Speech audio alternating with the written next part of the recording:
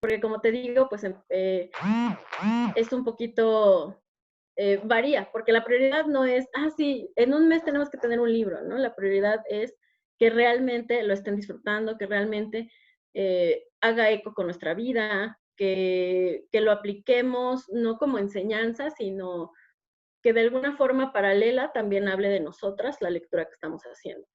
Y de eso se ha tratado esto. Esta es la primera vez que tenemos invitada a alguien que estuvo involucrada en la creación, en la traducción, en algo, pues ya del libro como tal, ¿no? Del texto como tal. Y me da muchísimo gusto porque creo que esto está cerrando un círculo, o más bien formando un círculo, una especie de espiral de todo el círculo que tiene que ver con la lectura. Esto está un poquito quizá fuera de lo de Lugar detrás del agua, pero pues me gustaría mencionar que es una editorial independiente. Esta editorial independiente ahora la está trabajando la librería que yo tengo con mi novio, que es una librería independiente, y gracias a que podemos tener aquí ese libro, las que pudieron adquirir el libro físicamente y quisieron adquirirlo físicamente, pues se los pudimos dar, darles esa facilidad de que lo tuvieran, ¿no? Que a veces se ve bien bonito el libro hasta allá, pero pues como no está cercano, como no tengo a alguien que me dé referencias del libro, pues no lo adquirimos, ¿no? Entonces sigue habiendo esa separación entre los nuevos autores, entre las nuevas ediciones, entre las cuestiones independientes, que creo que ahorita se están cerrando gracias a este círculo que estamos pues tratando de, de formar, de amalgamar bien. Y después se apropia de esta lectura un espacio independiente, que ya es ahora el Lugar detrás del agua, y tú vienes a cerrar con brocha de oro como esta espiral de estar en contacto directo con la escritora o la traductora de este texto. Y bueno, creo que eso es lo que debe de estar pasando en la lectura ahora, o una de las propuestas que más acercan a las personas a la lectura, ¿no? Que podamos estar en contacto con todos estos puntos que en otros momentos pues era imposible o solo nos lo imaginábamos, ¿no? Es que este escritor súper famoso que jamás me va a dar ni su autógrafo porque está en un pedestal, que se vende en una librería súper grande, que está en la Ciudad de México y que es como un paraíso al que nunca voy a poder ir, de una editorial gigantesca que produce millones de libros al año y todo está súper lejos. Y ahora gracias a estas dinámicas y gracias como esta cuestión independiente, pues no está lejos, está aquí y es parte de nosotras. Y el hecho de que estés aquí, pues creo que reafirma eso de la lectura tiene que estar bien cerquita para que se normalice y forme parte de nuestras vidas, ¿no? ¿no? En especial para las personas que a lo mejor no se dedican no tienen carreras u oficios que estén directamente relacionados con la literatura, ¿no? Es bajar a toda la población, debe de tener acceso a la lectura y debe de ser algo súper familiar, normalizado, cotidiano, típico. Todos deberíamos de poder tener acceso a cualquier tipo de lectura y en este caso pues también a los libros, ¿no? Y bueno, esa es como la cosa general para contextualizarte y rápidamente pues les cuento a qué se dedica Lola. Bueno, también después les cuento el chisme de cómo nos conocemos. Pero pues muy brevemente Lola me mandó una breve reseña y dice: Lola Horner ha publicado varios libros para niños. Su libro de artista, 21.000 princesas, escrito en coautoría con Ave Barrera, ganó el tercer concurso internacional de libro de artista LIA en 2015. Es maestra y doctora en letras por la UNAM. Su área de especialidad son los cuentos de hadas. Bienvenida nuevamente, estoy muy contenta y pues te cedo la palabra. Creo que estaría bonito pues que tú también nos cuentes un poco a qué te dediques y que nos empieces a introducir en esta cosa del libro y ya irán surgiendo seguramente muchísimas preguntas y pues a dar el diálogo, ¿no? Pero que primero tú nos puedas decir cómo llegaste a este momento. Hola chicas. Bueno, primero que nada, agradecerle mucho a Dani la invitación a participar con ustedes. Me conmovió mucho, me dio muchísimo gusto saber que estaban leyendo las fábulas. Mucho gusto a todas y cada una. Es un placer y un honor para mí poder estar aquí. Y bueno, les cuento un poquito de la aventura que fue la traducción del libro, ¿no? Como decimos en el prólogo, este libro me lo presenta a mí, Ave. Estábamos buscando Paraíso Perdido, esta editorial independiente de la que habla Daniela. Andaba buscando libros para la Feria Internacional del Libro y el invitado era la India. Entonces estaban buscando libros para traducir y en algún momento Ave se topa con este libro y yo conocía a la autora, yo ya la había leído en inglés, pero nunca se me hubiera ocurrido que no estuviera traducida. Yo pensé que esos derechos los tenía que tener alguien. Y cuando Ave me dijo, no, es que no, los derechos están libres, dije, ¿qué? ¿Cómo que libres? No puede ser. Y entonces, pues se atrevió, ahora sí que se atrevió Antonio Marx, que es el editor que tuvo a bien confiar en nosotros, se atrevió a escribir a la India, a escribirle a Suniti a ver si de verdad nos podían ceder los derechos y obtuvo los derechos. Y entonces, a partir de ahí, nosotros pedimos una beca del PROTRAC, que es una beca que otorga lo que era el FONCA, ¿no? El Fondo Nacional para la Cultura y las Artes, y con esa beca fue que pudimos hacer la traducción. El libro, como ustedes se pueden dar cuenta, es un compendio, digamos, una muestra de la trayectoria de Suniti, ¿no? Son varios de los libros que ella ha publicado. Ella es una institución en la India y lo muy bonito del libro es que podemos ver también la trayectoria que ella ha tenido como escritora. Podemos asomarnos. Para mí, de lo más entrañable del libro es que nos abre una ventanita al proceso creativo de la escritora, ¿no? Podemos ver desde sus primeros escritos, cuando está recién salida de la India y que empieza a llegar a Canadá, hasta sus últimos poemas, que ya son poemas de un momento de madurez. Son poemas de una señora que ya tiene un camino andado, que ya tiene una vida hecha y que voltea hacia atrás y de pronto puede darse cuenta de muchas otras cosas, ¿no? Entonces, creo que uno de los rasgos o de los aspectos más ricos del libro tiene que ver con esta idea de poder abarcar un periodo muy, muy extenso de la vida de la autora y es una muestra de muchas cosas, ¿no? Cuando ustedes lo lean o si ya lo están leyendo, se darán cuenta de que los libros, aunque sí tienen una voz parecida, pues verán que cambian muchísimo. O sea, hay pedacitos de novela, están las fábulas propiamente, luego están los poemas. Entonces es un libro que da para muchas cosas. A lo mejor puede ser que una parte no te guste, pero puede ser que otra parte te guste mucho, ¿no? Y un poco el desafío que teníamos también, Abby y yo, cuando lo tradujimos, fue pensar que ojalá que las novelas se puedan traducir en algún momento, ¿no? Porque este libro tiene fragmentos, pero en dos de los casos son novelas más largas, ¿no? Entonces, sí, existe como esa inquietud, ese sueño de poder traducirlas completas, ¿no? En algún momento y también para nosotros fue un desafío, ¿no? Meternos como en toda la parte de la mitología de la India y en toda la parte de la cosmogonía con la que juega Suniti para empezar a traducir algo que no tiene un precedente, ¿no? En México es increíble que en Latinoamérica no estuviera traducida la autora y que al español en realidad esta es la segunda traducción que existe. Al español nada más había una traducción anterior de uno de los libritos, de las primeras fábulas, por una editorial universitaria española. Y de ahí en más no había otro libro de ella, ¿no? Entonces fue un privilegio también poder meter las manos ahí y poder empezar a entender este lenguaje y a jugar un poquito con él.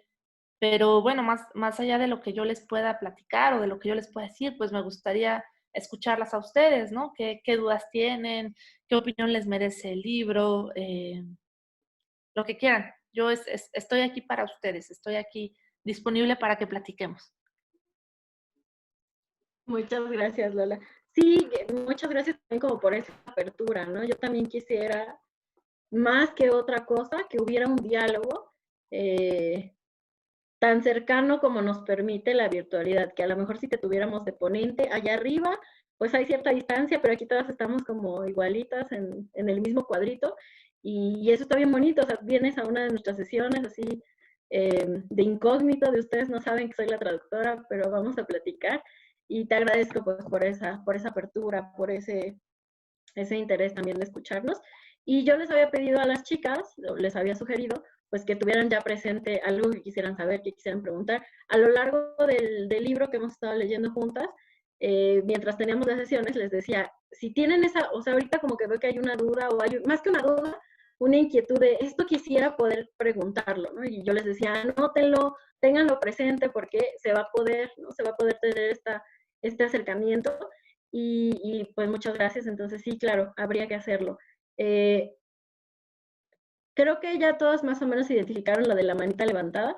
Entonces, pues empecemos con las preguntas y eso seguro va a dar para mucho diálogo. ¿Quién quiere empezar? ¿Quién es la más valiente? A ver, tengo dos manitas. También téngame paciencia porque les decía que llevo como un mes sin lentes porque se me rompieron y ya no veo nada. Tengo dos manitas levantadas y no veo de quién son. De Marisa y de Ceci. Ya vi las manitas, ¿no? Bueno, entonces empezamos con la pregunta de Marisa. Escuchamos también la de Ceci y que Lola nos platique de ambas, ¿va? Entonces, adelante, Marisa.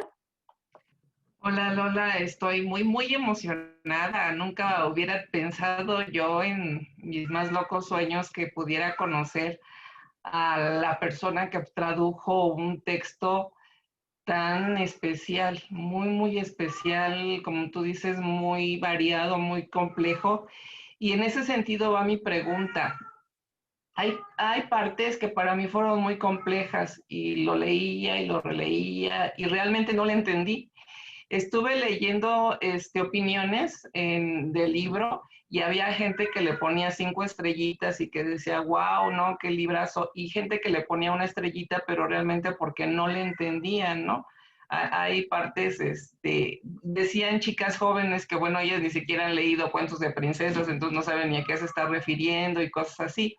Entonces, mi pregunta va en el sentido de que hubo alguna parte que no entendí realmente lo que ella quería expresar y cómo, y si esto pasó, cómo lo resolvieron. Gracias, Marisa. De una vez escuchamos a Ceci y ya que nos cuente. Vale. Bueno, en primer lugar, bienvenida a este hermoso grupo de hermandad. Coincido con lo que dice Marisa. En lo personal también se me hizo un poquito complicado comprender el texto, pero como nos dice Daniela, si algo te suena, es porque, parece que es porque algo te está moviendo, ¿no? Está moviendo las fibras de tu, pues igual de tus emociones, de tu ser y demás. Yo bueno, sí tengo varias preguntas, pero con la introducción que ya diste en relación al tema, ya me queda mucho más claro lo que yo pensaba, que era una serie como de vivencias, de recuerdos, de emociones pasadas, presentes y demás que tenía la autora. Y quiero decirte que en mi caso, desde el cuento este de las vacas, yo me sentí muy identificada porque yo decía que en esta situación yo estoy sola en mi casa, bueno, sola y mi soledad acompañada. Entonces, cuando empiezo a leer el texto de las vacas, de que ella se encuentra con Bradavati, yo me encontré conmigo misma. O sea, sí es una situación muy compleja el hecho de enfrentarte a ti misma, a tus defectos, a tus virtudes, a tu forma de ser y demás. Y créeme que ya este libro de alguna manera me está sirviendo de compañía y de descubrimiento. Incluso te comentaré que hicimos unos dibujos acerca de las vacas, dibujamos unas mandalas. Y mira, esta es la mía, que me envió una compañera. Me envió una compañera de este grupo, fueron las amigas no descubiertas. Y bueno, yo aquí lo que hice fue ir anotando el inicio de ese cuento. Lo terminé hasta acá, pero para mí significó mucho por la situación en que estamos sucediendo. Y todas las demás, pues obviamente podrían comentarte acerca de la cuestión de la vaca. Y de uno de los cuentos, a mí me intriga saber quién es Rosa Verde. Sí, o sea, en cada cuento hay una clave que como que no acaba de encajar en toda la fábula y demás, pero a mí sí me intriga saber quién es Rosa Verde. Y en cuanto al rinoceronte y el unicornio, me encantó por aquello de los tanques y caballería, que creo que en nuestro argot mexicano sería más vale maña que fuerza. Bueno, eso yo así lo interpreté. Entonces, para empezar, esas serían mis preguntas y mi aportación. Gracias. Muchas gracias por sus preguntas, por sus comentarios, por el amor con el que le entraron a este libro, ¿no? Una de las cosas más emocionantes de hacer libros es que uno los lanza como si fueran botellas al mar, sea uno escritor, sea uno traductor, sea uno editor, y después la gente los abre y descubre cosas y despierta cosas, y para mí eso es lo más cercano que existe a la magia, ¿no? A ver, vamos un poquito por orden. Voy a empezar a hablar de lo que nos decía Marisa. Sí, Marisa, es un libro súper complejo, porque además es una muestra de muchas cosas de la autora, ¿no? Entonces, ahí hay un detalle curioso que yo quisiera comentar. El libro en inglés se llama The Fabulous Feminist, que en español la traducción literal sería La fabulosa feminista o La feminista fabulosa. Claro, en inglés por lo de fábulas y fabulosa, ¿no? Pero cuando estábamos traduciendo, Ave me dijo, no le podemos poner así, Lola. ¿Por qué? Porque pues hay un detergente muy famoso que se llama muy parecido, ¿no? Entonces, si le ponemos así, pues ya fuimos, porque todo el mundo lo va a asociar con el detergente, y dijimos, sí, no puede ser. Tenemos que encontrar otro título, ¿no? Y finalmente nos decidimos por este de Fábulas Feministas y otros textos, ¿no? Que es como, pues es un título que me parece honesto, porque abarca varios textos de la vida de Suniti, ¿no? Nos costó mucho trabajo, Marisa, entenderle a todo, y yo no sé si es un texto al que le puedas entender a la primera. Yo creo que es un texto que, como tú bien dices, lees y relees y relees y vas entendiendo cosas diferentes cada vez que lo lees, porque tú tampoco estás en un momento de tu vida idéntico al anterior, ¿no? Entonces, cada vez que lo lees desde otro lugar es distinto. Yo cuando lo leí por primera vez, yo tenía 20 y pocos años, y el libro me dijo unas cosas, y cuando lo volví a leer ahora, el libro me dijo otras cosas muy distintas, ¿no? En los 10 años que pasaron entre que lo leí por primera vez y que lo volví a releer, ya para traducirlo, el libro se convirtió en otro libro, pero claro, el que había cambiado no era el libro, la que había cambiado era yo, ¿no? Entonces, sí, yo no sé si sea un libro al que haya que entenderle. Creo que es un libro que nos habla mucho a un nivel, como bien decía Ceci, a un nivel de las emociones, ¿no? También es cierto que es un libro que está plagado de referencias a la mitología de la India, de referencias a la literatura, de referencias a la propia vida de Suniti, ¿no? Entonces, uno de los retos que teníamos Sabe y yo, y una de las cosas que nos preguntábamos cuando traducíamos era, híjole, es que si ponemos una nota al pie con cada una de las referencias, es decir, si yo a Rosa Verde le pongo una nota al pie, pues el libro se va a convertir en un libro lleno de referencias, y entonces al lector le va a llegar a estorbar que lea estar leyendo tantas notas, va a llegar un momento donde va a aparecer un manual en lugar de un libro, ¿no? Entonces al final dijimos, no nos vamos a ir por esa opción de las notas al pie, sino que más bien vamos a trabajar pues desde el texto. Vamos a tratar de que el texto sea el mejor texto que pueda ser, ¿no? Que llegue a los lectores con toda su potencia. Y a partir de ahí, si a los lectores y a las lectoras les interesa hurgar en las referencias, bueno, pues para eso existe Wikipedia, para eso existe, y pueden empezar a buscar. Pero sí entiendo lo que me dices, Marisa, de la estrellita y las 5 estrellitas, porque sin duda es un libro que no es un libro sencillo, pues, ¿no? Es un libro que te cuesta, y además es un libro brutal. Hay algunas partes que a mí, por lo menos como lectora, me impactaron muchísimo, que me dolieron mucho, ¿no? Pensando, por ejemplo, hay un poema, en un inicio, en una primera ronda, contándoles un poquito del proceso de traducción. En una primera ronda, yo traduje los poemas y Ave tradujo las prosas, y luego nos intercambiamos, ¿no? Entonces, al principio, muchos de los poemas me tocaba traducirlos a mí, y hay un poema, no sé si lo recuerden, que está en el primer libro de poemas, me parece, sobre unas focas. Se llama algo así como La matanza de focas, tal como la vio en televisión, y ahí el autor está usando a estas focas, esta idea de las focas para hablar de la violencia, ¿no? Contra las mujeres.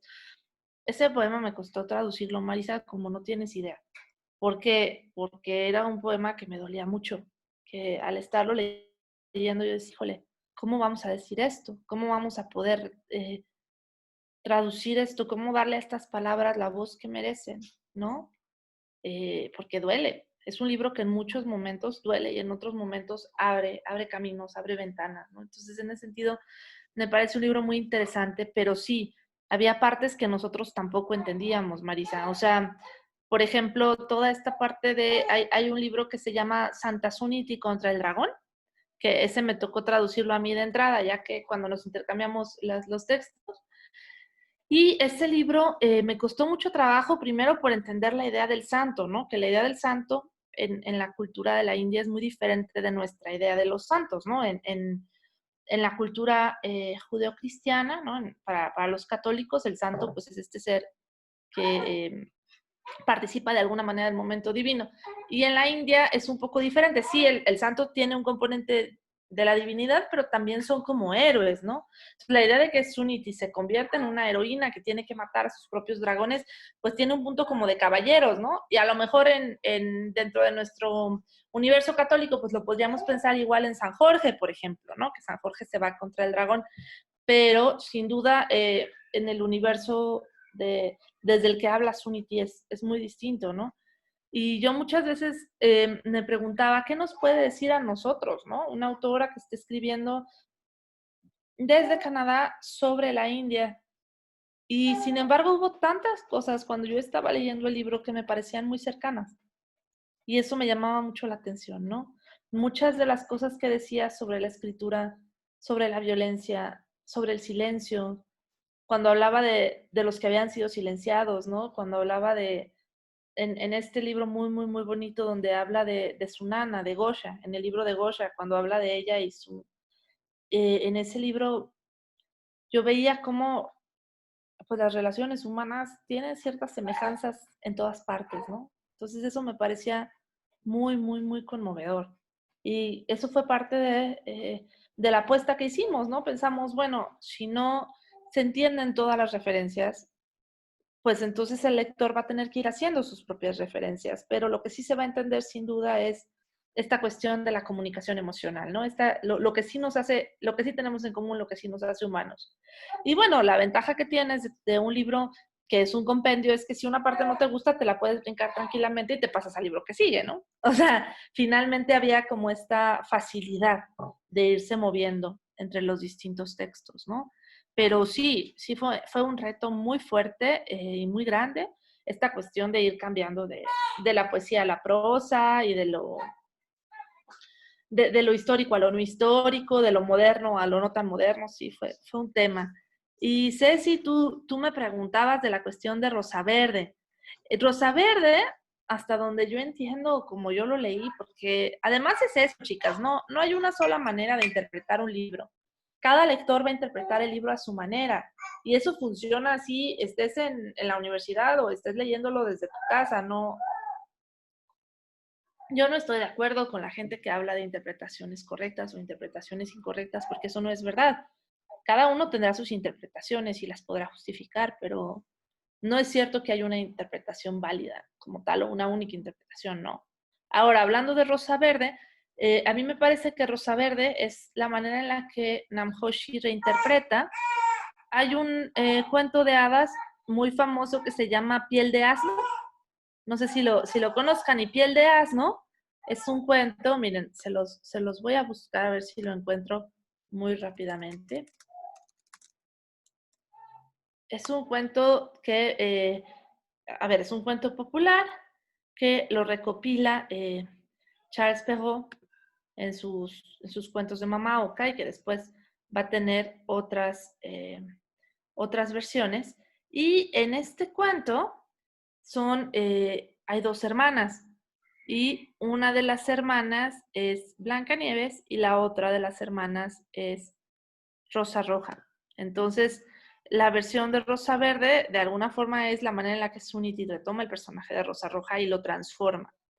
Así como hay otros personajes que Suniti va a usar de otros cuentos, ¿no? Por ahí aparece Alicia, de Alicia en el País de las Maravillas también.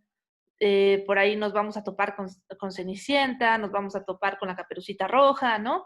Y hay un texto bien, bien loco hacia la mitad del libro, donde hablan todos estos personajes y cada uno dice cosas y tienen sus diálogos, ¿no? Ese texto es casi como un texto rompecabezas, donde cada una va hablando y al final dices, híjole, ¿no? A lo mejor no entiendo mucho, ¿no? Le decía yo a veces como si los personajes de los cuentos de mi infancia se hubieran puesto a gritar todos al mismo tiempo, ¿no? Pero sin duda te deja con una sensación de asombro. Y para mí eso fue maravilloso, ¿no? Permitirme asombrarme con la lectura, permitirme sentir lo que sentía yo cuando leía cuentos de hadas, cuando era muy, muy chiquita, ¿no? Entonces, en ese sentido, el libro fue muy, muy, muy, muy, muy rico de traducir, sin duda, ¿no? Gracias, Lola. Vamos a seguir con Nitzin, que ya tiene la manita levantada, en lo que las demás van agarrando valor para levantar la mano. Ya la levantó Elizabeth, entonces vamos con Nitzin y dejamos que Lola conteste para que luego no se nos olvide qué preguntó Elizabeth, porque luego a mí ya se me olvidó un poquito.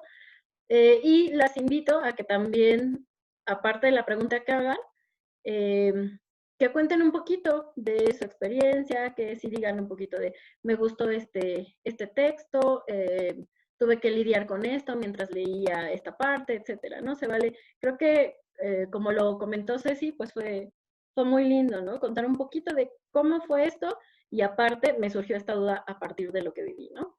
Entonces vamos a escuchar a Mitzin, por favor.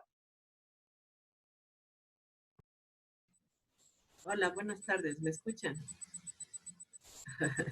Bueno, pues estamos como en un momento bien extraordinario porque tenemos un escenario donde aparentemente estamos en todas partes, pero me gustaría como darte la bienvenida y decirte bienvenida a Tlaxcala, ¿no? Porque aquí estamos todas y somos Tlaxcala, porque es bonito luego viajar para presentar los libros en los que nos ocupamos. Pues platicándote un poco de la experiencia para después pasar a mis preguntas acuciosas.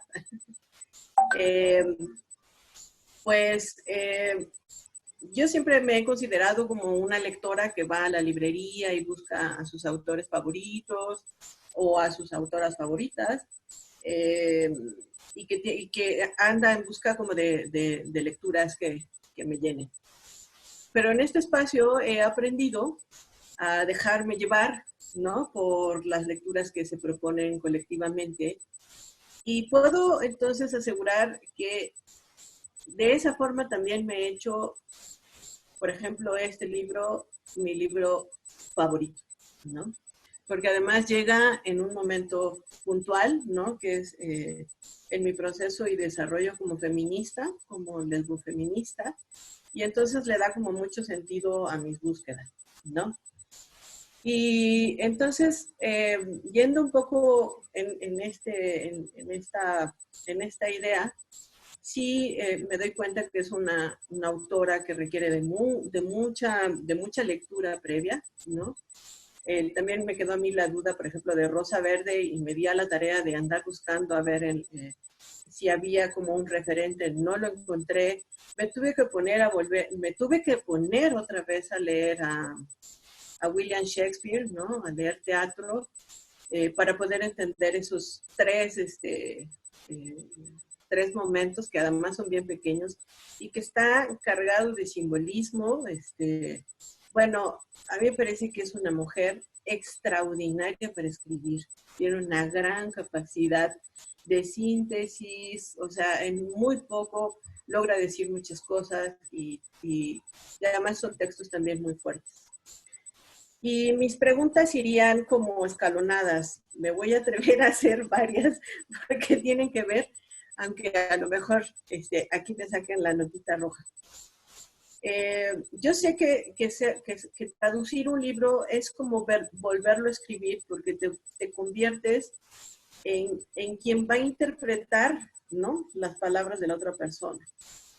Y entonces como traductor o como traductora, ¿en qué momento de tu vida llegaste a... ¿Sí me explico? O sea, en tu sentir emocional, en tus experiencias y demás. Porque esto es bien importante. A veces nosotros como lectores solamente vemos el texto y enriquece mucho saber cómo se llega a la obra. ¿Sí me siguen escuchando? Ok. Para pasar a la siguiente pregunta es, tú llegaste a este texto, bueno, a este libro, ya teniendo una formación feminista, lo tienes, y si, bueno, si no lo tienes tampoco no hay problema, ¿no? O sea, esto es la universalidad de la literatura, ¿no? Pero me parece que es importante a veces tener como ciertos referentes porque el libro habla precisamente sobre cuestiones de género, abiertamente. No escatima en ello. Eso nada más serían como mis dos preguntas. Te agradezco mucho tu espacio, ¿no? Y que además también estés compartiendo con nosotras como tu espacio de casa y más. Gracias. Gracias a ti, Milsin. Creo que lo que estás diciendo es súper importante. Qué bueno que el libro se haya convertido en tu favorito, porque la verdad es que es uno de mis libros favoritos también. Y fíjate, para mí es muy chistoso. La primera vez que yo me acerqué a la obra de Suniti Namjoshi, yo no tenía una formación feminista como tal. Yo había empezado a leer mis primeros libros sobre feminismo, ¿no? A los 20, 21 años yo leí Feminismo para principiantes de Nuria Varela, leí Las memorias de una joven formal de Simón, pero yo todavía no me consideraba feminista. La primera vez que yo leí las fábulas feministas de Suniti Namjoshi, yo tenía 22 años y todavía yo no me presentaba a mí misma como feminista, ¿no? Yo no había dado ese paso, todavía no me situaba ahí, ¿no? Y cuando en ese momento me pareció una obra literaria espectacular y se quedó con un lugar en mi corazón, más desde el lado de la literatura, ¿no? O sea, más desde el lugar de los personajes y esto. Y luego, cuando volví a leer, bueno, ella es Clara, es mi bebita, tiene 2 meses a partir del lunes y nos va a estar acompañando un ratito en la sesión, ¿no? Como ustedes comprenderán. Entonces, te decía, al principio yo no me consideraba feminista cuando empecé a leerla. Cuando la leí la primera vez, no. La segunda vez, sí. O sea, la segunda vez yo ya había hecho la maestría sobre teoría feminista aplicada a la literatura, ya había acabado el doctorado, estaba por titularme del doctorado. Entonces, sí tenía yo otro tipo de bagaje teórico, ¿no? Sin embargo, me parece que este libro es un libro muy interesante por lo que te dice a un nivel incluso corporal, ¿no? Es decir, uno puede traer puestas o no las gafas moradas para leerlo. Y cuando se pone uno las gafas moradas, uno entiende otras cosas, por supuesto. Porque además estamos frente a una autora donde se juegan todo tipo de desigualdades, ¿no? Hay un entrecruzamiento de desigualdades en el personaje de Namjoshi que nosotros desde México quizás podemos entender muy bien, ¿no? Suniti se va a Inglaterra, de la India pasa a Inglaterra, en Inglaterra hace los posgrados y ahí descubre el feminismo y eso la deslumbra. Y después de descubrir el feminismo inglés, descubre que el feminismo inglés no le habla a ella como mujer de la India, como mujer del tercer mundo, que hay cosas del feminismo, de este feminismo blanco, que no corresponden a su experiencia como mujer. Y entonces ella empieza a darle la vuelta a esto y empieza a decir, bueno, es que hay cosas aquí que a mí no me checan, ¿no? O sea, hay cosas que cuestionar, hay huecos de los que hablar, hay cuestiones sobre las que hacer polémica. Y su escritura es muy valiente en eso. Nos damos cuenta de cómo va escarbando estas cosas que la hacen sentir incómoda, ¿no? Y yo creo que eso, cuando traduces el libro, es una de las grandes ventajas que yo tuve como traductora, una de los regalos que este libro me dejó a mí como traductora, ¿no? La posibilidad de ahondar en esta incomodidad, de ahondar en esto que a la autora le duele, en estas grietas, en estas preguntas que la autora se hace. Eso me pareció súper, súper enriquecedor.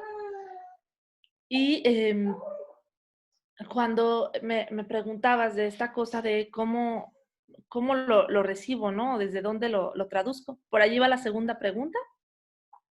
¿Desde dónde lo traduzco? Bueno, pues justamente ya cuando Ave me lo vuelve a pasar, es muy chistoso porque Ave y yo funcionamos un poco como si fuéramos un solo ser con 2 cabezas, ¿no? Ella se va haciendo unas preguntas, yo me voy haciendo otra, trabajamos a 4 manos. este no es el primer proyecto que llevamos a cabo juntas, hemos hecho algunas otras cosas juntas y algo de lo que es muy rico de trabajar con AVE es la posibilidad siempre de entrar en diálogo, ¿no? Y creo yo también que en un libro como este es muy importante acordarnos de que lo personal es político, ¿no? Y eso es fácil de decir así como suelto, como eslogan, suena muy bien, pero es que es la verdad. Es que, ¿cómo voy a traducir un libro sobre feminismo sin que eso me interpele dentro de mi condición de mujer, ¿no? Dentro de mi condición de madre, dentro de mi condición de escritora, dentro de mi condición de traductora, ¿no? Entonces, en ese sentido, el libro ha sido un parteaguas y también una especie de laberinto porque nos ha llevado a hacernos muchas preguntas sobre temas que estamos viviendo y que son además de mucha actualidad, ¿no? Pareciera que cada tanto la circunstancia histórica nos obliga a las mujeres a exigir nuestros derechos, ¿no? Pareciera que cada tanto la circunstancia histórica nos arrincona, nos pone contra la pared y nos lleva otra vez a decir qué está pasando aquí. Y justamente ahora que está cobrando fuerza, ¿no? Una serie de personajes que están hablando otra vez sobre los feminismos y etcétera, llega la pandemia. Y con la pandemia se vuelve obvio y evidente cómo las mujeres somos las que cargamos con toda la parte de los cuidados, toda la parte del trabajo doméstico, ¿no? Y entonces uno se da cuenta de que todo esto que escribió Namjoshi, pues no podría estar más vigente, ¿no? No podría estar más vivo. Desde su condición de escritora, desde su condición de mujer, desde su condición de persona del tercer mundo, de persona de un país periférico, ¿no? Y entonces desde ahí, pues traducirla ha sido también interpelarnos a nosotros y cuestionarnos a nosotros dónde estamos nosotros como escritoras, ¿no? Ha sido una oportunidad de aprendizaje muy grande.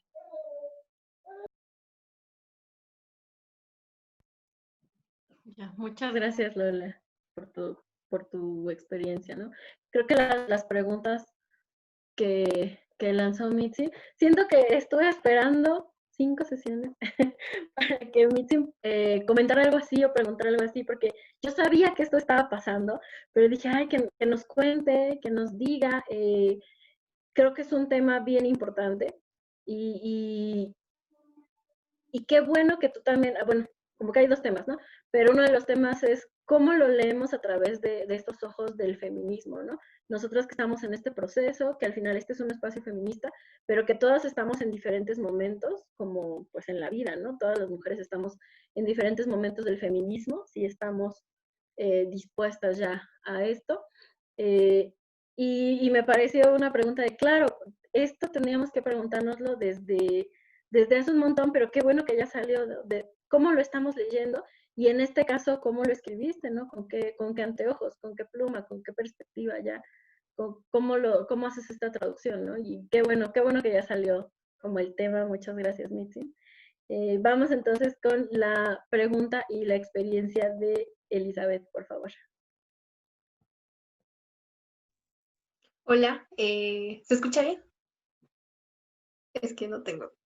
Bueno, yo soy Elizabeth, soy creo que la más bebé de por aquí, de las más chiquitas, entonces, aparte me acabo de integrar al grupo y pues la verdad este libro ha sido toda una experiencia, ha sido toda una montaña rusa, o sea, no, me faltan adjetivos para describir lo que ha sido leer este libro, porque desde mi punto hubieron textos con los que conecté así, o sea, con los que desde mi realidad conecté y dije, es que sí es cierto.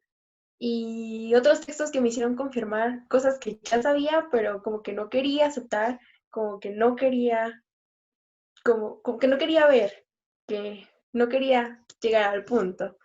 Sí hubo textos muy complejos, difíciles tal vez, y no al grado de no entender de qué me está hablando.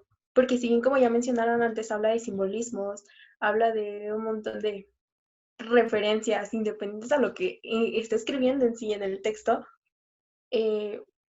pues fue como, wow, chocar o sea, sí que me tiraban un balde de agua fría y decir, date cuenta de esto, y date cuenta de lo que está hablando y que es muy parecido, si bien no igual, es muy similar, es parecido a lo que estás viviendo tú, a lo que están viviendo pues las mujeres a tu alrededor. Vamos, no hace falta tener 20, 30, 50 años para vivir algo que pues desde que eres chiquita vives, ¿no? Experimentas. Creo que este libro se ha vuelto uno de mis favoritos. Sí, difícil. Lo considero un libro, la verdad, le tengo un respeto así enorme al libro porque es wow. O sea, palabras me faltan, ¿no? Para terminar de describir lo que ha sido la experiencia con el libro. Y también me hace admirar el trabajo que hacen como traductoras, porque leer un libro en su idioma original es una cosa, una experiencia totalmente distinta a leerlo ya traducido. Y yo creo que tratar de entender lo que estaba transmitiendo Suniti para traducirlo entonces, pues es todo un reto, como bien lo mencionabas. Sobre todo es que considero que es más difícil transportarlo o transpolarlo a nuestra realidad. Porque sí hablamos de feminismo, sí hablamos de cosas que pudiesen ser, como mencionabas, similares, estamos hablando de diferentes realidades. Y me intriga mucho el hecho de saber o sea, cómo es que nosotros tenemos que interpretarlo y ustedes como traductoras, cómo es que tienen que darle esa traducción pues para transportarlo un poquito a nuestra realidad, a pesar de que, y que sobre todo no se pierda como en sí digamos que el alma del texto, de lo que está hecho el texto. Y bueno, para resumir todo, creo que una de mis preguntas sería, pues, es más como a la traducción. ¿Qué hicieron o cuál fue uno de los mayores retos a los que te enfrentaste al traducirlo? Quiero decir, lo traduciste desde inglés, pero ¿en qué momento llegaron como a este diálogo, a este acuerdo donde decidieron a qué ponerle género y qué género elegir y qué palabra utilizar? Sabemos que pues es difícil, ¿no? Hacer como este cambio. Y bueno, esa es mi pregunta.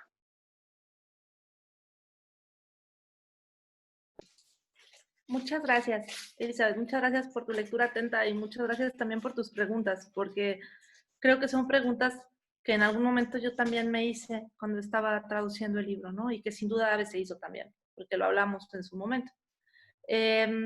Traducir es siempre, siempre, siempre como una especie de ir por la cuerda floja. De alguna manera tienes que conceder al idioma al que estás traduciendo, tienes que concederle ciertas cosas.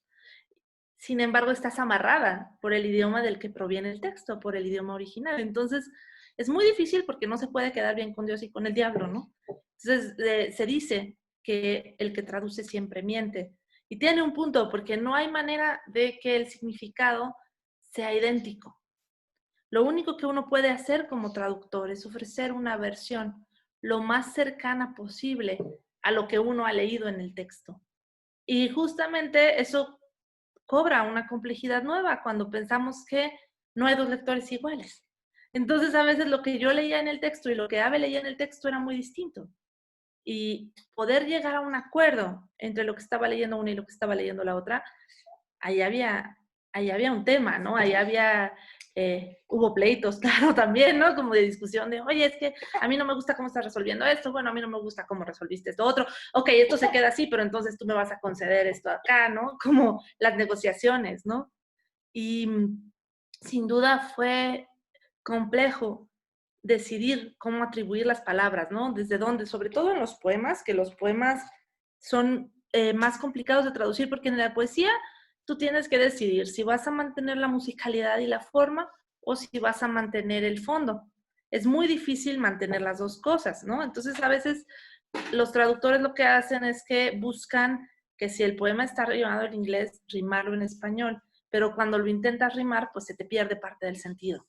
La otra opción, digamos el otro extremo, es quedarte con toda la parte del significado y sacrificar la música, pero entonces uno dice, bueno, pero si el poema no va a sonar como tiene que sonar un poema, pues ¿para qué es un poema en primer lugar, no?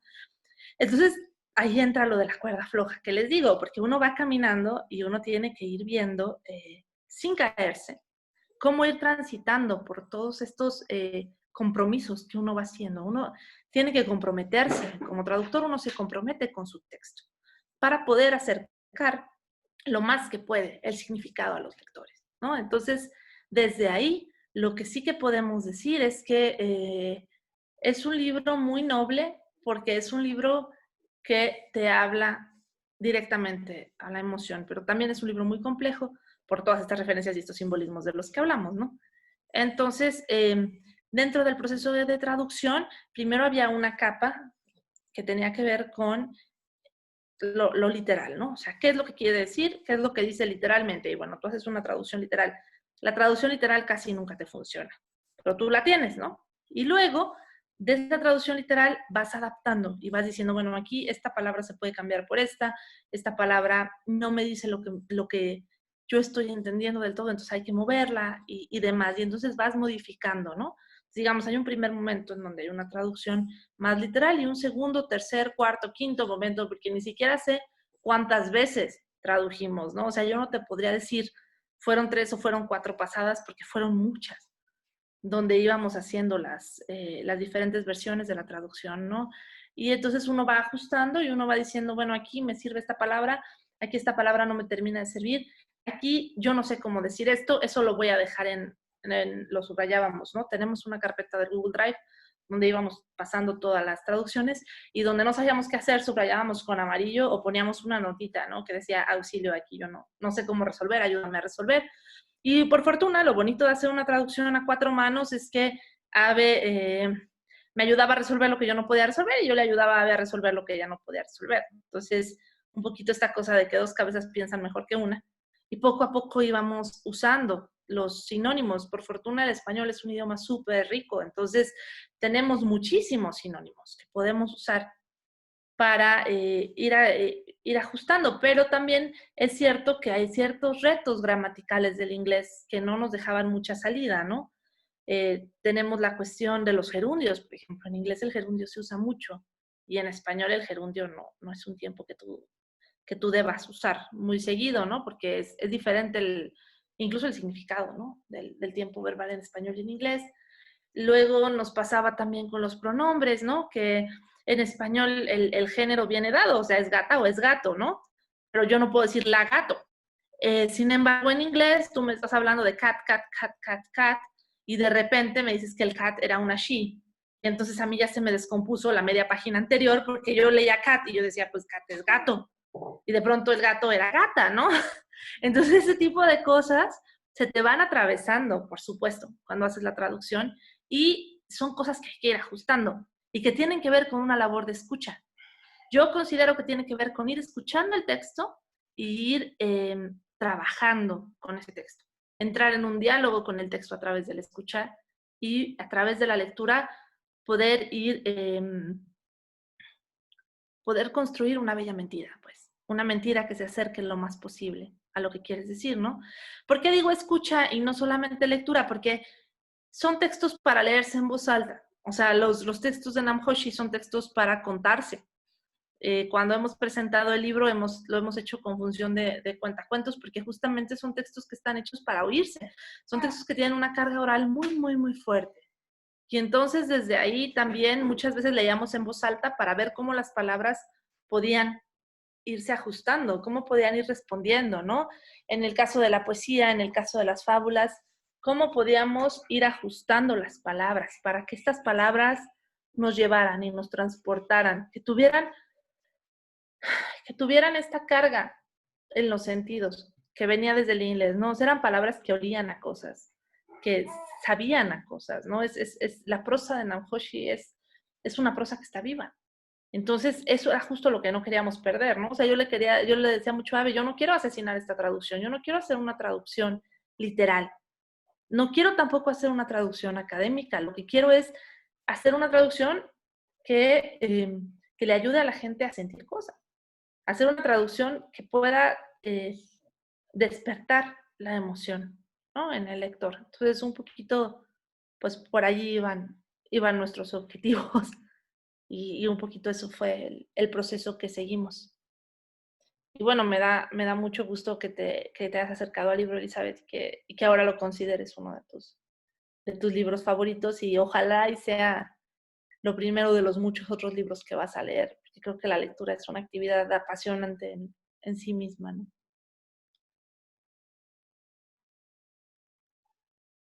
Gracias, Lola, por contarnos este pedacito del proceso casi técnico, pero al mismo tiempo poético que vivieron Ave y tú.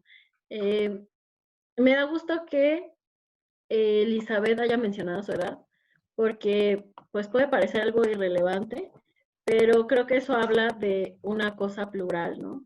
Y por mencionarlo rápidamente, pues aquí hay un rango de edades de más de 40 años, y eso está bien interesante, como pues a lo mejor la mayoría es de Tlaxcala, pero sí hay algo muy diferente entre nosotras, aparte de los contextos, de las historias de vida, de todo, son las generaciones. Aquí hay varias generaciones presentes, ¿no? Entonces hay otra chica que tiene 17 años que no está aquí, pero pues vamos desde los 17 hasta los 60 y cacho, que eso también creo que nos puede dar una mayor riqueza al contar sobre nuestras lecturas y también al escucharte y pues como lo que decías, ¿no? No somos las mismas en las diferentes etapas en las que podemos leer este libro, pero también pues tiene algo que ver las diferentes generaciones que leen el libro, ¿no? Que tienen a lo mejor más experiencia, otras vivencias, otra perspectiva.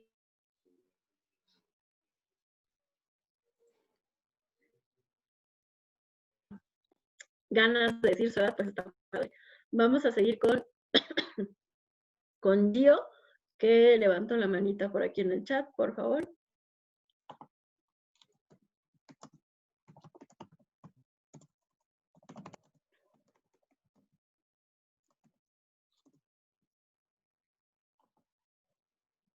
Gio, a ver si no se nos fue. Aquí no, estoy. Ya. Hola, pues primero agradecer, ¿no? Justo que Dani haya hecho posible que estés hoy aquí con nosotras. A mí me dicen Geo, soy Giovanni. He tenido como acercamiento al feminismo por diversas circunstancias. Soy abogada y para mí empezar a leer como este tipo de lecturas de muchas otras que hemos leído me han resultado complicadas por estar acostumbrada a leer pues otro tipo de cosas, otro tipo de lecturas justo por mi formación. Pero cuando yo vi que íbamos a leer fábulas feministas, pues inmediatamente tenía como mucha emoción de leerlo, justo porque el título te llama, ¿no? Cuando estás como inmersa también como en el movimiento o en el proceso, y porque aparte vas viendo cómo todas las compañeras que estamos en la sala, pues vamos como enrolándonos en el tema del feminismo. Entonces hubo muchas lecturas que tuve en las noches con este libro de fábulas feministas, justo porque la misma dinámica no me permitía tener un tiempo para leerlo despacio. Entonces cuando yo lo leo, dije, oh, qué complicado es esto, ¿no? Y dije, bueno, voy a leerlo mejor de a pedacitos, una hojita, y así me voy. Y entonces empecé una noche a leer algunos. Y entonces los compartí con 3 pequeñas con las que estoy, de diferentes edades. Y justo, pues yo no conocía de ti, pero ahora que lee Dani como esta semblanza tuya, pues me doy cuenta ahora de muchas cosas, ¿no? Y voy relacionando el hecho de esas habilidades y la capacidad que tienes para poder reflejar justo esta experiencia en cuanto a cómo también esta escritura y esta traducción del libro de fábulas feministas para las pequeñas les puede resultar muy atractivo. Es decir, ellas también se atraparon como en algunos textos, algunas fábulas, algunos poemas. Incluso me decían, ¿no? Uno que me llamó mucho la atención es el de La Más Fea, que lo leí con ellas. Y entonces ellas me decían, mamá, es que lo que quiere decir es que no existe la perfección, ¿no? Es que lo que quiere decir es que no hay buenas ni malas, ¿no? Que no hay feas ni bonitas, que no hay. Y entonces eso me inspiró, justo me motivó a seguir leyendo, ¿no? Porque sinceramente también el agotamiento por todas las actividades de pronto no me dejaban como avanzar más de lo que yo quisiera en el libro. Y empiezo a darme cuenta que justo en este libro de fábulas feministas refleja muchas realidades, muchas dolorosas, ¿no? Como lo son, y que eso a mí me impacta mucho y me trae a la mente muchos incluso recuerdos justo de casos de violencia, ¿no? De violencia incluso infantil, de algunas violencias que se reflejan ahí por no asumirte desde la heterosexualidad. Y entonces eso de pronto me hace reflexionar sobre muchas cosas, incluso de llegar a pensar el cómo es que quien escribe o quien traduce, cuál es su percepción del feminismo, ¿no? Pensando desde todas estas corrientes que hay, de todos estos movimientos en diferentes espacios. Y entonces eso es lo que de pronto me hacía pensar, ¿cuál es su percepción del feminismo? O hay diferentes percepciones de diferentes feminismos aquí, ¿no? Porque de pronto yo miraba ciertas lecturas y yo decía, no, es que no puede ir como por acá, no, es que puede ser, no sé, de pronto radical o de pronto, no sé, llegaba como a pensar muchas cosas y uno que me hizo traer muchas cosas también, como desde la experiencia en la lectura, fue el del estudio de caso, porque justo ese me hacía analizar cómo de fondo incluso la misma violencia, cuando tienen las gafas violetas, pareciera que no tiene un fondo esa violencia, ¿no? Que cuando ya miras este monstruo de lo que es la violencia, cómo se construye, quién la construye y quién está ahí perpetuando esa violencia, pareciera que nunca va a acabar, ¿no? Y entonces, desde mi experiencia sí me resultaron algunos dolorosos, con algunos sí lloré, ¿no? Por estarlos leyendo con estas pequeñas que desde sus reflexiones también me dejaban muchos aprendizajes. Y entonces, pues felicitarte más bien, ¿no? Justo porque esto último que mencionabas de sus objetivos, por lo menos yo desde lo personal creo que sí están muy bien logrados porque yo sí sentí, yo sí lloré, ¿no? Tuve muchas emociones y aparte también pude ver que las tres pequeñas con las que estoy también lo hacían, ¿no? Desde su punto de vista, desde su sentir, pero también tenía un impacto las lecturas. Y pues muchísimas gracias y muchas felicidades por estar aquí y compartir con nosotras. No, muchas gracias a ti, Gio. Y qué bonito esto que me dices, ¿no? Han hablado conmigo un par de personas que me han dicho que están leyendo este libro con sus hijas.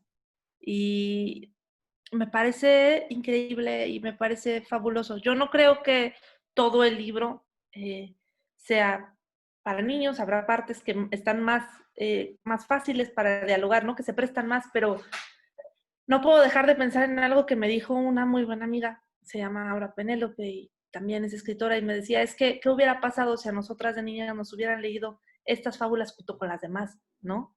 ¿Qué hubiera pasado si nos hubieran leído todos estos cuentos? Y cuando yo trabajo con cuentos de hadas, siempre llegamos a este punto en el que me preguntan, ¿no? A ver, usted, ¿qué piensa? Como doctora en literatura y todas estas cosas, ¿qué dice usted de los cuentos de hadas? ¿Deberíamos de dejar de contarlos por todo este contenido machista, violento que tienen? Y yo siempre digo, no hay que dejar de contarlos. Lo que pasa es que hay que contar todos los demás también. O sea, cuando contamos estos cuentos donde la princesa, por cada cuento que les cuentes, donde la princesa está sentada en un castillo esperando a que les rescaten, cuéntales ese otro en donde la princesa sale del castillo y es ella la que rescata al príncipe, ¿no?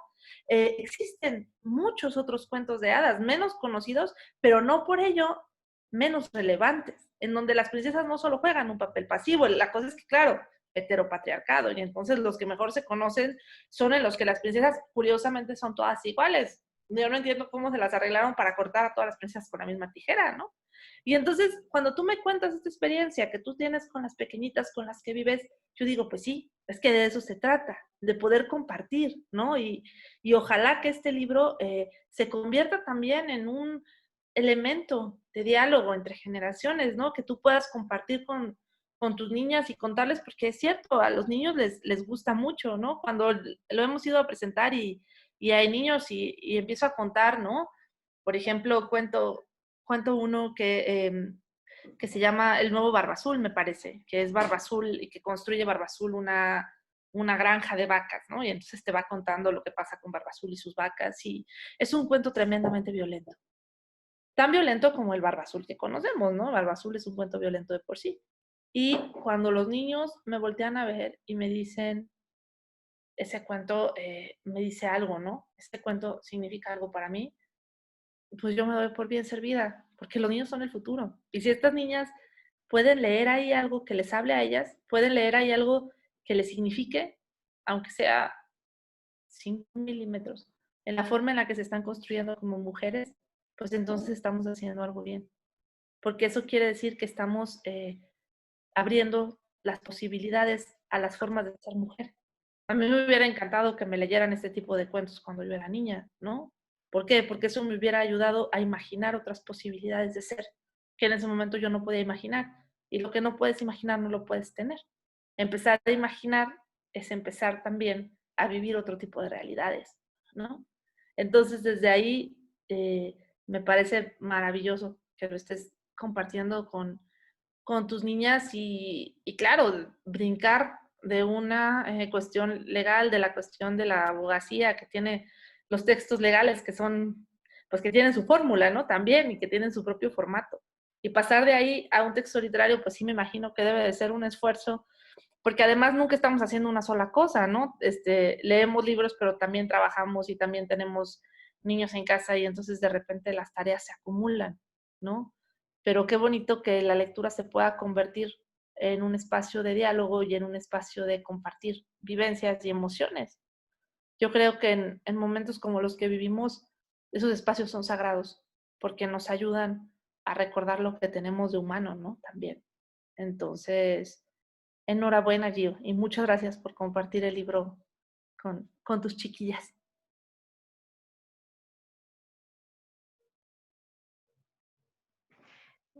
Creo que esta dinámica de compartir se ha dado afortunadamente de manera muy orgánica y creo que muchas han pues igual compartido su experiencia al leerlo a las infancias, ¿no? Y comparto contigo pues esta emoción de qué bueno que está pasando a otra generación, qué bueno que están compartiendo lo que ellas leen, qué bueno que también les está pasando, es que yo no entiendo este texto, como que nomás no lo voy a leer con mi pequeño, con mi pequeña, y el pequeño y la pequeña es de, pues claro, obviamente pasó no sé qué, y este personaje hizo tal y tal, ¿no? Y eso nos refresca de, no, pues sí, a lo mejor la cosa sí tiene un nivel de complejidad alto, pero la historia era A más B y desde ahí podemos absorber un montón de cosas. Y me da gusto que está sucediendo con las que tienen pequeños en casa, con las que a lo mejor pues son maestras o están acompañando otros grupos de infancias. Está pasando eso y es muy interesante, me da mucho gusto, creo que pues eso es parte de, es como un indicador de esto está sucediendo, ¿no? Cuando tú le pasas a otra persona, mira lo que estoy descubriendo, pues es un indicador de que la lectura está sucediendo como tal, ¿no? Pues qué bueno, me da gusto. Ojalá haya como también otras chicas que compartan este pedacito, ¿no?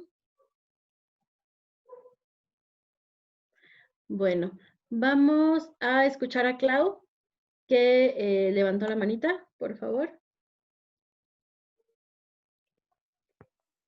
Hola, yo soy Claudia. Me siento muy emocionada de poder estar aquí. Es la primera vez que participo en una sala de lectura y para mí fue muy emocionante cuando Dani habló acerca de este libro de fábulas feministas. Yo jamás había leído un libro acerca del feminismo.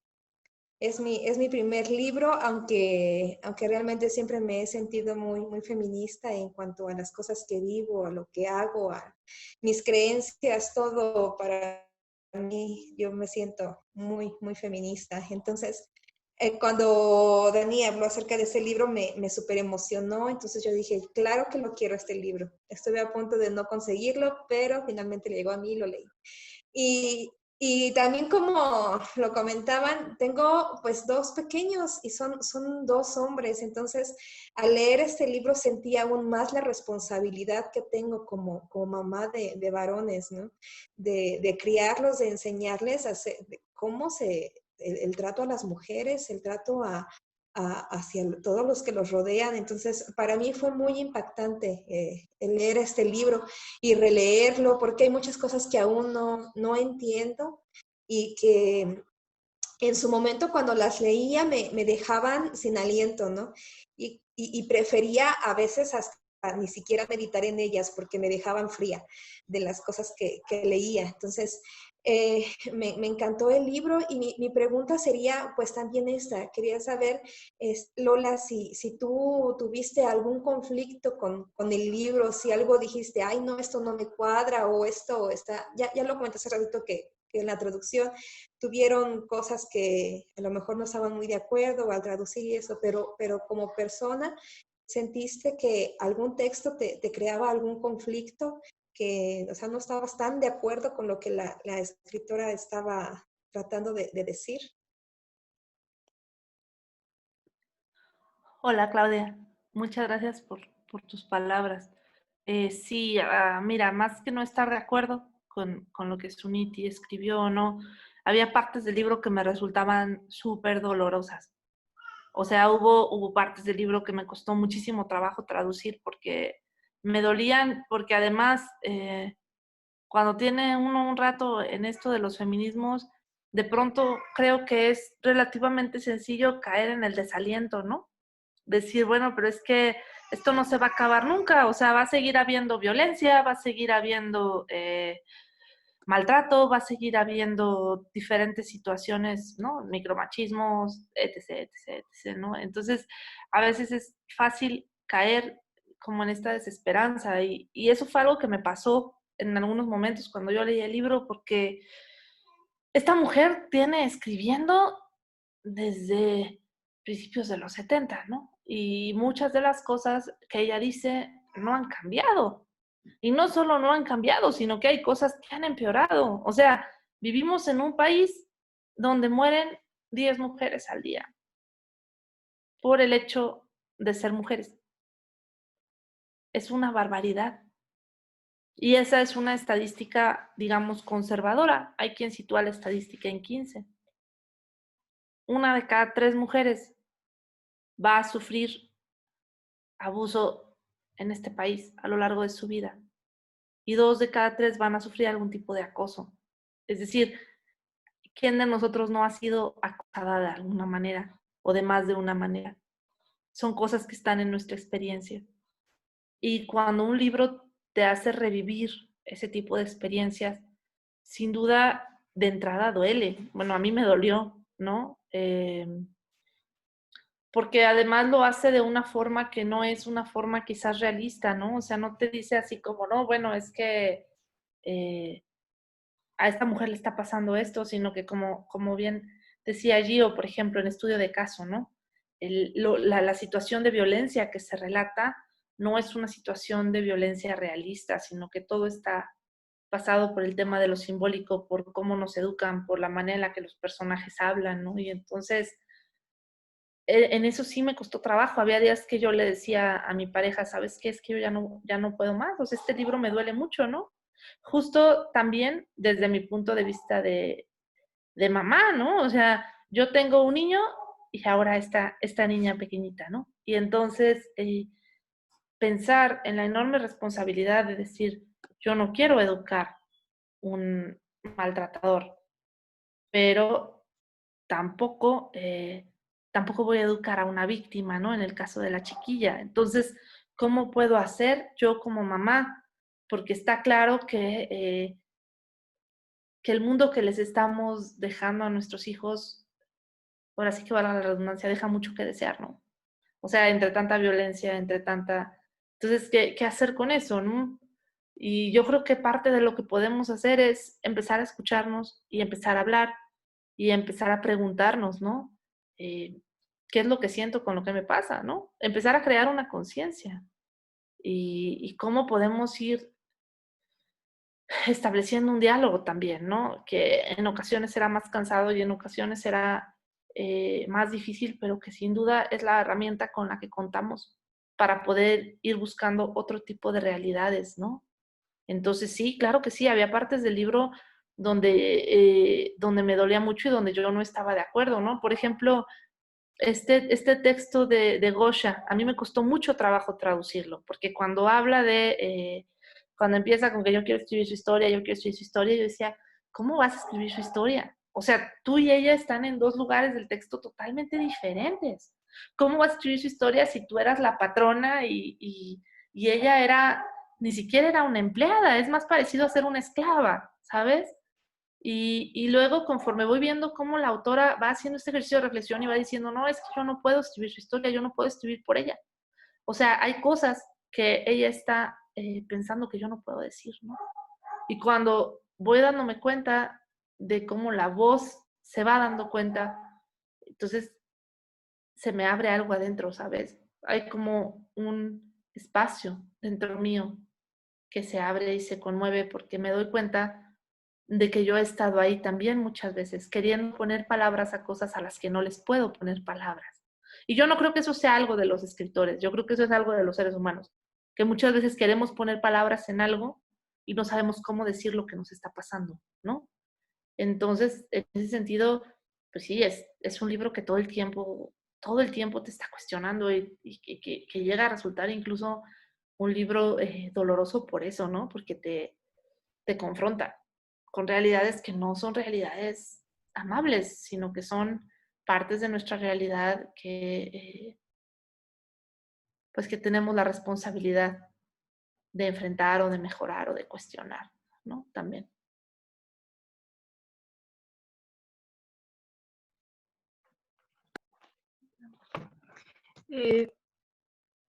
Hay un pedacito en estas como introducciones de cada libro, que aparte se me hacen algo increíble, ¿no? El poder saber de parte de la autora cómo fue este proceso, qué estaba pensando, en qué momento de su vida estaba. Pero bueno, hay un pedacito que dice, un artefacto cultural no puede existir en el vacío, necesita que lo miren, que lo lean, que lo escuchen. Creo que está pasando eso y de manera colectiva, ¿no? Estamos haciendo que este libro esté vivo, que el trabajo de la autora, que el trabajo de las traductoras viva gracias pues a poder leerlo, a poder mirarlo y ahora a poder dialogarlo. Entonces estoy muy agradecida porque pueda suceder esto. Estoy muy contenta de que todas las que están aquí puedan estar en este diálogo y formar parte de este darle vida al libro, ¿no? Vamos a ir cerrando les ponía en el chat dos últimas chicas que quieran preguntar, compartir. Levanten la manita, no se queden con las ganas. Y bueno, en lo que levanten la manita, bueno, Daily y alguien más. Yo sí tengo una pregunta, voy a aprovechar. Pero déjenme ver si la encuentro. También hay un comentario de Mari Dani en el chat. Vamos a escuchar a Daily. ¿Mande? También Mari dejó un comentario en el chat. Oh, cierto. Sí, no sé si Mari no puede activar su micro, pero dice de lo que estaba diciendo Lola. Creo que ese sentimiento de desaliento es parte del camino de las feministas. Pareciera una espiral de la que no podemos salir, ¿no? Sí, estoy de acuerdo con que pues es muy duro. Ser feminista es duro. Es un proceso bien doloroso, ¿no? Y creo que también con lo que tú comentas, pues hasta en la traducción de este libro, pues sí, justo hablas de esta parte emocional que no podemos pues ignorar porque somos seres humanos. Entonces, pues vamos a escuchar a Daily y ahorita en lo que encuentro mi pregunta, que la tenía bien anotada, que nos conteste Lola, ¿va? Daily.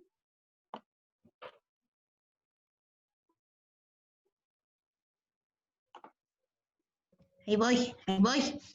Es que ya no encontré la manita. En el celular sí ya la había identificado bien cómo, y aquí en la compu ya nomás no la encontré. Entonces, bueno, mi pregunta va más hacia la portada del libro. Fue ¿cómo le eligieron? Pues sí, es que, mira, yo soy diseñador gráfico, entonces, pues a mí me llegas más por ahí, por lo visual, por los colores, también los simbolismos que ponemos, pues tú sabes muy bien que eso atrae mucho también a la gente, el por qué están escondidos ahí estos animalitos, todo ese show, eso es a mí lo que me atrae más, ¿no? Y pues nada más. También, a mí me gusta no ir como en orden, sino yo abría el libro y si lo abría en una parte donde estaba como la mitad de la fábula o el poema, el poema. Bueno, el que tocara, buscaba yo al inicio y ya leía yo como que el cuento completo. Y a mí me llamó mucho la atención uno de los muertos, entonces, pues ese fue a mí como que el que más me llegó y era como que en esa época en la que me encontraba muy, muy rodeada de muerte, o sea, por lo mismo de la pandemia y cosas así, pero ese fue el que como que a mí me llegó. Pero a mí me gusta más el que me hablaras más de la portada del libro. Te cuento, ahí nosotros no tuvimos mucho que ver. Normalmente las portadas las deciden los editores, ¿no? O sea, lo que hicimos nosotros fue entregar la traducción a Toño Marx, que es el editor de Paraíso Perdido, que es la editorial que nos apoyó con la que le quiso entrar, digamos, la que le quiso entrar al tema de la traducción y esto. Y ese cuadro es un cuadro de un pintor a principios del siglo XX, se los pongo aquí en el chat, que se llama Henri Rousseau. Está en el chat. Ay, no, espérenme. Se los mandé a Dani. Espérenme. Se los mando a todas. Y ese cuadro está referenciado en uno de los poemas. Entonces, si ustedes le ponen el nombre del autor, van a ver del pintor, como se los puse ahí, van a ver muchos otros cuadros de él, ¿no? Que les van a salir. Y todos tienen esta cosa de los animales, hay como ciertos temas en común, ¿no? Los animales, estas selvas, bosques que no son del todo realistas, sino que están un poco pintadas como si las hubiera pintado un niño, ¿no? Y cuando cuando Toño estaba decidiendo la portada, él quería encontrar algo así, ¿no? Algo que evocara la magia de la infancia, la magia de la lectura y al mismo tiempo que fuera atractivo sin que pareciera del todo libro infantil, ¿no? Porque aunque hay cosas que se pueden leer a los niños, no es un libro para niños en su totalidad. Hay otras partes que quizás no son tan para niños, dependiendo del niño y del tipo de niño, ¿no? Pero la cuestión es que tampoco querían que pareciera un libro infantil como tal, sino que se viera, mágico, fantástico, un poco, que trajera un poco esta emoción, pero sin que se fuera como hacia ese otro lado, ¿no? Entonces, hasta donde yo entiendo, esta pregunta la podría contestar más a fondo, pero hasta donde yo entiendo, esos fueron los criterios para elegir el cuadro de la portada y también porque es un cuadro al que hace referencia el autor, entonces al final pues todo encajaba, ¿no? Creo que por ahí fue la decisión de la portada. Vale. Gracias. A mí me llama la atención que no fuera algo de Chagall, ¿no? Que no fuera como la burra azul, algo así, ¿no? Pero bueno, está interesante preguntarle a Antonio. Ceci nos puso, ahora comprendo la referencia de la urraca, al traer piezas de todo y de recuperación de lo guardado en la mente consciente. Y Mixin puso, agradecer el enorme trabajo y proceso de traducción, pues si no existieran las traducciones y quienes están detrás de ellas, simplemente no tendríamos el libro en nuestras manos. Muy de acuerdo, ¿no? Bueno, ahora sí, ya me acordé, ya encontré mi pregunta. Yo tuve la duda todo el tiempo de si tú conoces, no necesariamente físicamente, o si tuviste contacto con Suniti, si ella influyó, bueno, no influir, sino sabía de la traducción, tuviste alguna comunicación con ella, cómo fue eso, y si no, hubieras deseado tener comunicación con ella y preguntarle algo. Te cuento, sí nos escribimos con Suniti. La cuestión es que Suniti no habla español. Es decir, híjole, fue bien bonito porque sí le escribimos y le mandamos el libro, por supuesto, ¿no? Toño tiene el contacto y le escribió y le mandamos el libro y esto, pero ella no puede saber si la traducción es mejor o es peor. Y para preguntarle cuestiones de traducción, nosotros tampoco le podíamos preguntar porque ahí es donde el lenguaje se escapa, ¿no? O sea, ahí es donde el lenguaje nos excede, nos rebasa, ¿no? Y entonces, muy probablemente si Suniti lo leyera, ella diría, aquí yo no me gusta cómo lo resolvieron o esto yo lo hubiera resuelto de otra manera, pero al mismo tiempo, yo no sé hasta qué punto, me lo pregunto también como autora, yo querría o no meterle mano a una traducción, ¿no? Porque creo que es un poquito lo que les explicaba hace rato, traducir siempre es interpretar, ¿no? Entonces, una traducción viene firmada porque una traducción es la interpretación que alguien hizo de tu texto, ¿no? Claro, con ciertos criterios y todo, pero el asunto es, si Suniti hubiera podido modificar ciertas cosas, entonces hasta qué punto la traducción reflejaría nuestra experiencia lectora de Ave y mía como mexicanas, como escritoras, como bla, bla, bla, ¿no? Y hasta qué punto no. Lo que sí es mágico es poder estar en contacto con la voz detrás de todo esto, ¿no? O sea, hablar de alguien que tiene tantísimos años escribiendo y que además es tan honesta acerca de su proceso creativo, que como tú bien dices, Dani, poder ver todos los prologuitos de los libros y poder hablar sobre eso, híjole, eso fue mágico, ¿no? Porque puedes ver cómo hay una trayectoria y cómo se va formando la voz de la escritora y cómo se va afinando, ¿no? Y eso está increíble. Pero pues sí, hubiera sido muy distinto si ella hablara español y hubiera podido leer la traducción, porque entonces habríamos podido preguntar otras cosas. Desafortunadamente no es algo que podamos hacer, pero sí pudimos preguntarle cosas, ¿no? Y entonces eso estuvo bien bonito.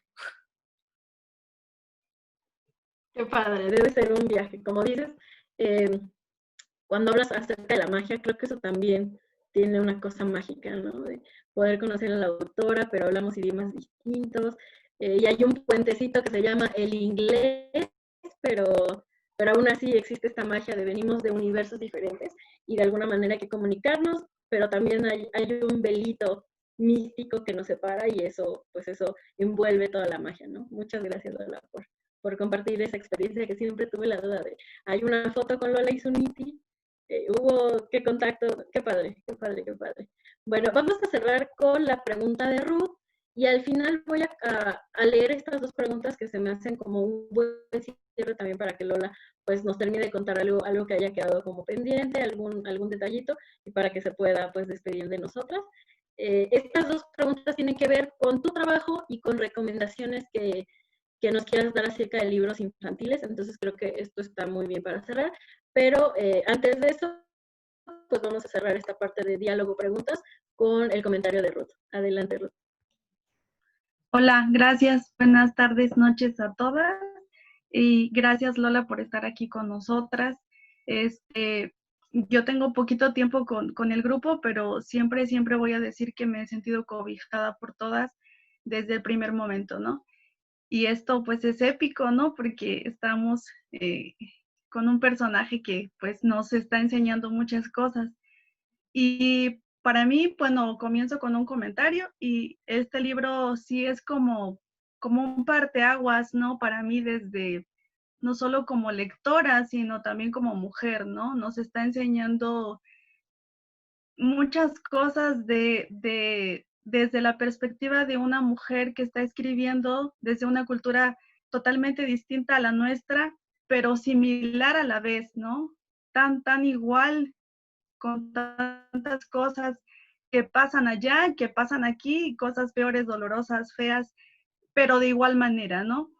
Y entonces, como estoy como en esta onda de la parte yo desde mi formación, de educar adolescentes, entonces yo todo lo traslapo ahí, ¿no? A decir cómo esto podría impactar en la lectura, en la experiencia de los adolescentes también, ¿no? Para mí siento que esa parte de la sociedad es una parte bien sensible, pero bien importante, ¿no? Porque siento que nuestros adolescentes están sufriendo muchas cosas también, están pasando muchas cosas y pues generalmente son como los incomprendidos, ¿no? Pero entonces me traslapo eso, ¿no? De decir, híjole, esto me encantaría que mis alumnos lo leyeran, me encantaría saber qué opinan, me encantaría si les gusta o no, me encantaría ver esto, ¿no? Porque porque para mí está siendo súper enriquecedor, ¿no? Claro, desde mi perspectiva. Y para allá va mi pregunta, ¿no? Bueno, antes de eso, porque hay dos cosas, bueno, uno muy fuerte que para mí me impactó muchísimo, el texto del lado grosero, ¿no? Ese texto, cuando yo lo leí, yo dije, no, claro, pues, o sea, necesito aceptar mi lado bueno, pero necesito aceptar también que tengo un lado grosero, ¿no? Y que me hace ser así como soy, pues. Y a veces no aceptamos esa parte nuestra, ¿no? A veces la reprimimos, a veces la dejamos atrás y pues no es malo, ¿no? O sea, no está mal, pues está bien que nos conozcamos desde esa otra perspectiva. A mí ese texto me impactó mucho, entre otros, ¿no? Digo, como a todas, creo que se nos ha vuelto como nuestro libro favorito y como el libro al que sinceramente yo voy a recurrir muchas veces, ¿no? Porque lo voy a necesitar, necesitaré volver para otra vez qué está pasando en mi vida, qué está pasando en mi vida personal, en mi vida profesional también, ¿no? Y en esta parte de la experiencia de la enseñanza. Y entonces yo sí quisiera, a lo mejor ya lo dijiste un poco, pero sí quisiera como que nos contaras si hay como, si esto también fue un parteaguas para ti, cómo es esa Lola antes y cómo es esa Lola después de Fábulas Feministas, ¿no? Y pues igual muchas gracias por estar aquí con nosotras y ya. Gracias, Dani, también a ti. Gracias, Ruth. Gracias por tu pregunta. Creo que este es un texto fabuloso para trabajar con adolescentes. Ojalá y puedas compartir con tus alumnos algunas de las fábulas, ¿no? Nos ha tocado en algunas de las presentaciones que haya chicos de prepa o de secundaria y hay textos que nos han funcionado muy bien, ¿no? El texto que mencionaba Ceci hace rato, el de los pelícanos y los peces, por ejemplo, nos ha funcionado, y el de Barba Azul. El de Barba Azul los deja helados y creo que además en un estado como Tlaxcala es muy pertinente, ¿no? Hablar de la trata, hablar de las mujeres, de cuando las mujeres se convierten en mercancía, ¿no? Me parece relevante. Entonces, lo dejo ahí, ¿no? Como sugerencia, como posibilidad.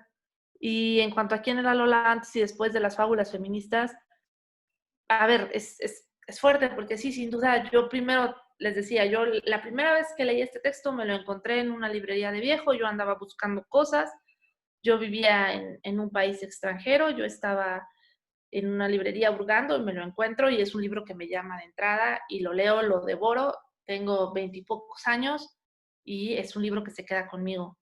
Luego pierdo mi copia, el tiempo pasa, pasan 10 años y cuando Ave se acerca y me dice, este libro no tiene traducción, yo me quedo como, ¿qué?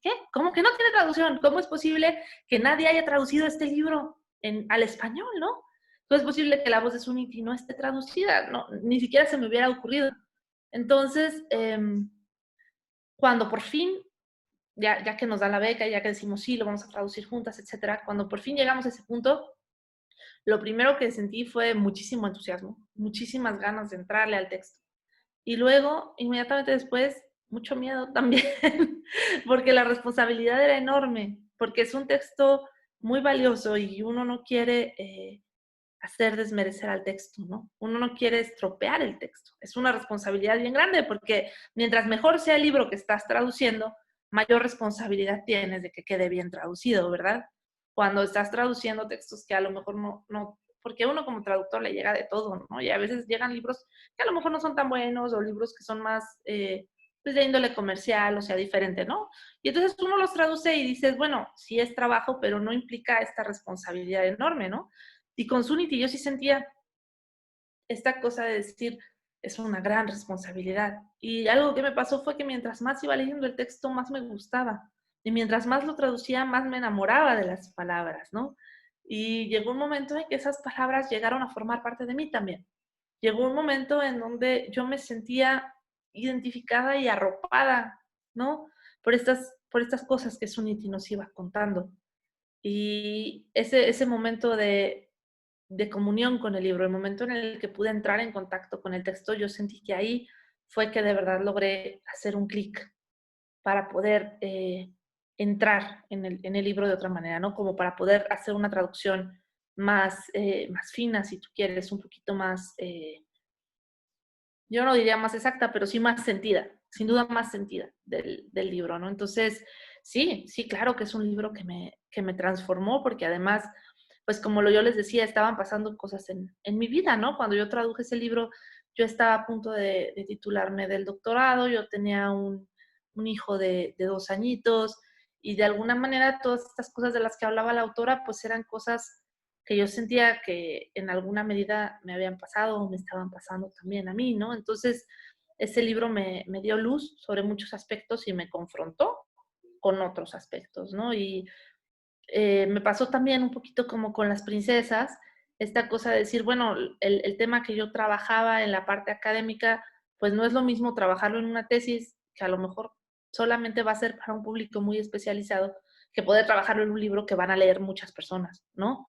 ¿Por qué? Porque ahí cuando lo trabajas en un libro, o sea que lo escribas, o sea que lo traduzcas, pues tienes la opción y el privilegio de poder compartirlo, ¿no? Con mucha más gente. Entonces, en ese sentido, pues fue un libro que para mí fue un regalo porque me permitió transitar también desde este lugar más árido hacia un lugar pues más selvático, si ustedes quieren, ¿no? Pensando en la portada.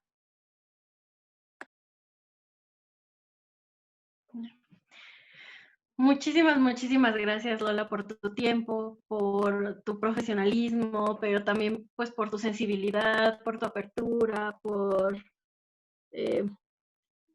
por hacernos sentir cómodas al preguntarte y cercanas a ti, ¿no? Muchísimas gracias. Yo sé que es un esfuerzo y un regalo el tiempo que tú nos das y que aparte siempre has sido una mujer muy profesional desde que te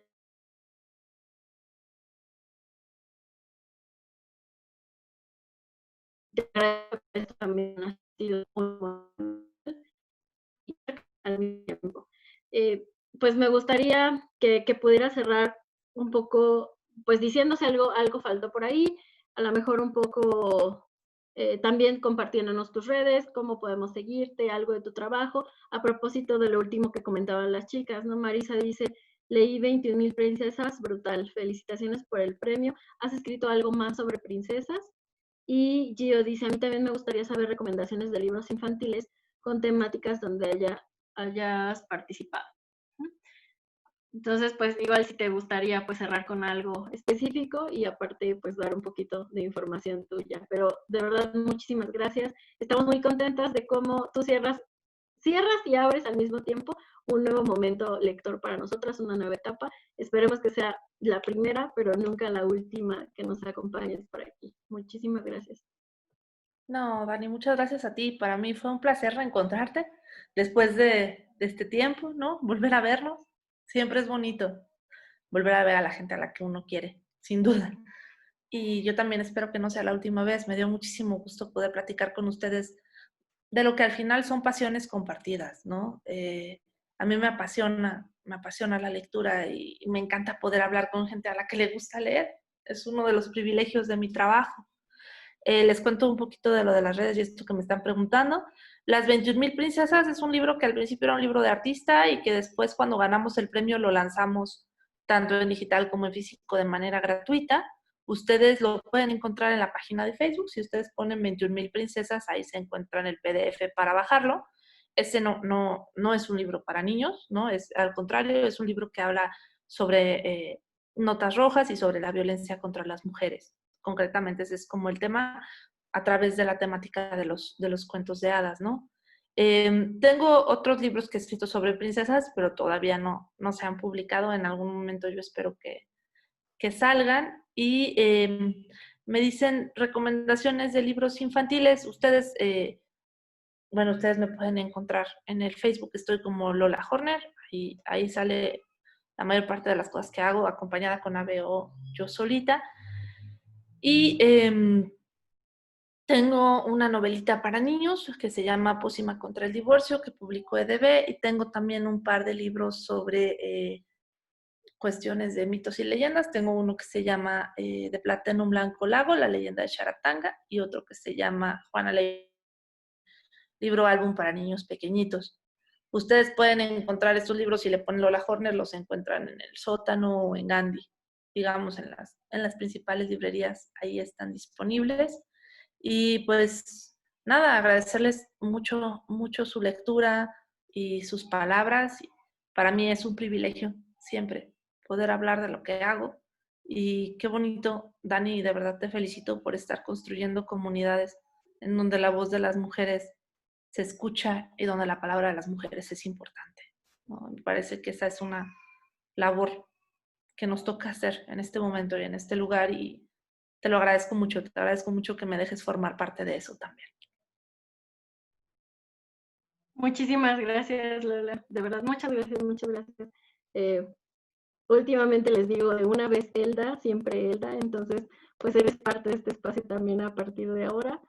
Cuando gustes estar como lectora o estar también en algún momento como traductora invitada, como autora invitada, como gustes y como fluyan las cosas, pues esperamos verte de nuevo por aquí. Muchísimas gracias por formar parte de este momento y también pues por todo lo que haces en tu labor académica y en tu labor profesional. Muchísimas gracias y pues esperamos vernos muy pronto. De todos modos nos vemos por ahí en redes. Les comparto por aquí tu correo que me pasaste y estamos súper cerquita, no perdamos el contacto. A todas las demás chicas también muchas gracias por estar aquí, muchas gracias por la valentía. Puede parecer algo cotidiano, pero créanme que es muy valiente estar leyendo y estar hablando de esto. Y pues no se vayan para los anuncios parroquiales, pero bueno, pues despedimos a Lola con mucho cariño. Muchísimas gracias, Lola. Gracias, Lola. Hasta luego. Ya se nos fue muy rápidamente. Fue una sesión un poquito más chiquita. Bueno, es que estamos acostumbradas a una sesión de 2 horas y media, 3 horas. Pero pues también por solicitud de Lola, ¿no? Ella pues ahorita con la beba nueva, con la pandemia y beba nueva, pues entendemos perfectamente que su tiempo de pronto está con un poquito, como para poder cerrar también pues entre todas esto que sucedió. Y igual si alguien quiere comentar cómo se sintió, cómo lo vieron, qué les gustó, qué tal esta nueva experiencia. Espero, luego quiero darles sorpresas, pero luego me ganan las ansias y quiero spoilearlas un poquito.